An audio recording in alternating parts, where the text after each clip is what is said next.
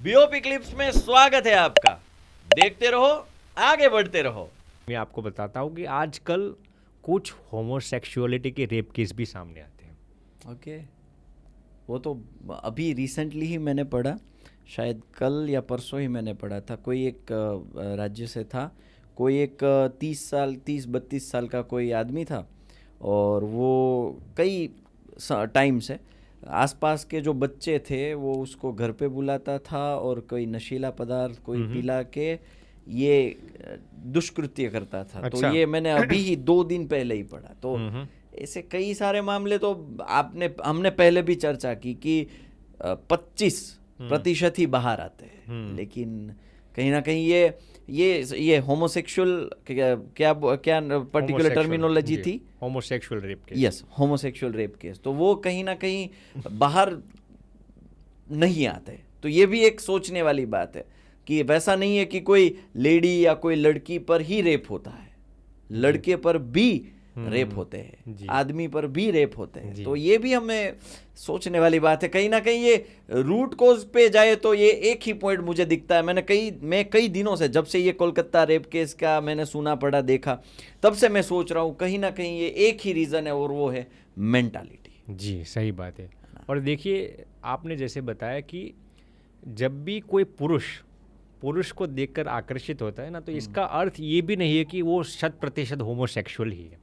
जब कोई महिला किसी महिला को देखकर आकर्षित होती है तो इसका अर्थ ये भी नहीं है कि वो महिला 100% लेस्बियन ही है। इसमें होता क्या है, मैं आपको इसकी मेंटालिटी समझाता हूँ। होमोसेक्सुअलिटी के केस कब सामने आते हैं जानते हो? जब पुरुष के साथ, महिलाओं के साथ, जब एक ही जेंडर के लोग एक साथ लंबे अरसे तक रहते हैं ना, तो यहाँ पर ऐसे केस सामने आने की गुंजाइश बढ़ जाती है। जैसे कि मान लीजिए कि स्कूल कॉलेजेस के डॉर्मेटरीज हो, जहाँ पर सामूहिक जीवन हो, समुदाय में लोग रहते हो, जहाँ पर लोग ऐसी जगह पर रहते हो वहाँ पर पुरुष के साथ ही रहते हो और महिलाएं के साथ ही रहती हो। तो इसमें होता क्या है कि जब पुरुष के साथ ही रहते हैं ना लंबे अरसे तक, तो ऐसा तो नहीं है कि उनकी जो महिलाओं के प्रति जो आकर्षण है वो नष्ट हो गया है। उनका सेक्सुअल डिज़ायर तो यथावत है, लेकिन उनको महिलाओं का संपर्क नहीं है। तो अब पुरुष का जो सबकॉन्शियस माइंड है वो उसको क्या सिखाएगा? वो उसको सामने वाला जो मर्द होता है, जो स्त्रैण भाव से युक्त होता है, जिनके दाढ़ी मूंछ कम होते हैं, जिनकी भाव भंगिमाएँ, हाव भाव लटके झटके महिलाओं की तरह होते हैं, जिनकी चलने की, बैठने की, खाने की आदतें, जिनकी फितरत महिला जैसी होती, ऐसे पुरुष को देखकर आकर्षित होने लगेगा। अब होगा क्या, पुरुष का सबकॉन्शियस माइंड उसको ये सिखाएगा कि सामने वाले पुरुष के अंदर वो महिला को ही देखेगा। सामने वाले पुरुष के साथ जब भी वो बात करेगा ना, तो वो सबकॉन्शियस माइंड में ऐसा ही सोचेगा, मैं महिला के साथ बात करता हूँ। वो उसके साथ जोकिंग भी उस तरीके से करेगा, फ्लर्टिंग भी उस तरीके से, फिर धीरे धीरे उसके साथ अंगों अंग देखना लगेगा, उसके अंग अंग से वो प्रभावित होने लगेगा।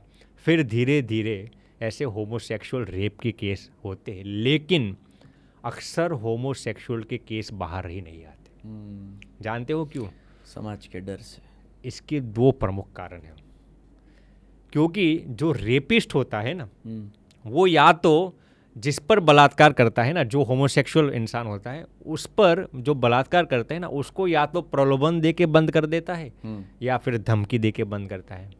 अब मैं आपको जितने भी होमोसेक्सुअल रेप केस होते हैं ना, उनमें जो बलात्कारी होते हैं ना, वो बलात्कारी अक्सर जो पीड़ित व्यक्ति होता है ना, उससे या तो ज्ञान से बड़े होते हैं, या तो उम्र से बड़े होते हैं, या तो पोस्ट पोजीशन पावर से बड़े होते हैं, या तो फिर बड़े होद्देदारी होते हैं। अब होता क्या है कि मान लीजिए कि एक समुदाय में रहते हैं, कोई कंपनी में, स्कूल कॉलेजेस में, कोई संस्थान में, तो होता क्या है कि ये होद्देदारी इंसान उस व्यक्ति के पास आएगा और अपनी बुरी हरकतें करना शुरू कर देगा। फिर उसको कहेगा कि यदि तू मेरे साथ ऐसी एक्टिविटीज शुरू करेगा तो मैं अपनी कंपनी में तुझे प्रमोशन दे दूंगा, या फिर कुछ लोग प्रलोभन लालच इंसेंटिव्स देगा, टेम्पटेशंस देगा, या फिर वो ऐसा कहेगा कि मैं इस समुदाय में तुझे सबके आगे कर दूंगा, लोग तुझे पूछ कर ही काम करेंगे, तुझे किसी को पूछना नहीं रहेगा। तो ऐसा टेम्पटेशंस देते हैं, प्रलोभन देते हैं। यदि वो इंसान प्रलोभन में न आए तो उसको धमकी देते हैं, यदि तूने हमारी और आपका जो संबंध है वो किसी को बताया तो मैं तुझे कंपनी में से डिमोटिवेट कर दूंगा, या फिर डिमोशन कर दूंगा, या फिर निकाल कंपनी में दूंगा। तेरी इज्जत हाँ, निकाल हाँ, दूंगा, हाँ, फायर समझ कर दूंगा, या फिर मारने तक की भी धमकी देता है। अब अचरज वाली बात ये है कि ऐसे होमोसेक्सुअलिटी के रेप केस जहाँ पर भी होते हैं ना, वहाँ पर बाकी के जो समुदाय के लोग होते हैं ना, रेपिस्ट और पीड़ित के अतिरिक्त उन सभी को ये सब चीज़ें मालूम होती है। रेपिस्ट ये सोचता है, बलात्कारी ये सोचता है कि इस समुदाय में, इस समूह में, इस संस्थान में, इस स्कूल कॉलेज में किसी को मालूम नहीं है मेरी जलील हरकतें। सबको मालूम होते हैं लेकिन कोई किसी को कहता नहीं, क्योंकि यदि वो कहेगा, यदि वो आवाज़ उसके खिलाफ उठाएगा तो उसका भविष्य जोखिम में आ जाएगा। क्योंकि मैंने जैसे बताया वो बलात्कारी अक्सर कुछ ना कुछ बड़े ओहदे पर होता है, तो उसको उसकी भी ज़रूरत पड़ती है। यदि वो बताएगा तो उसका भी भविष्य जोखिम में आ जाएगा। इसीलिए एक न एक दिन ये बलात्कारी की जलील हरकतें ज़रूर सामने आती है, ज़रूर आमूल चूल, लेकिन समय लगता है। लेकिन आपने जो बताया होमोसेक्सुअलिटी के केस अक्सर वहाँ पर होता है जहाँ पर समुदाय होता है, समझ गया, समूह होता है, जहाँ पर इंस्टीट्यूशन, स्कूल, कॉलेजेस, डॉर्मेटरीज होते हैं, वहाँ पर एक दूसरे को ऑपोजिट जेंडर के लोगों का कोई संपर्क नहीं होता, वहाँ पर होमोसेक्सुअलिटी के रेप केस अक्सर होते हैं।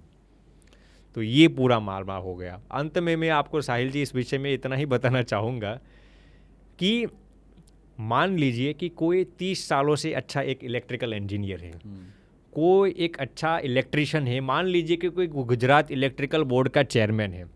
यदि वो ऐसा सोचेगा कि मैं इलेक्ट्रिकल बोर्ड के अंदर अंगुली डालूंगा तो मुझे कुछ नहीं होगा, इलेक्ट्रिसिटी क्या ये सोचेगी अरे भैया ये तो गुजरात इलेक्ट्रिकल बोर्ड के चेयरमैन है, यदि ये हमारे अंदर अंगुली डालेंगे तो उनको कुछ नहीं होगा।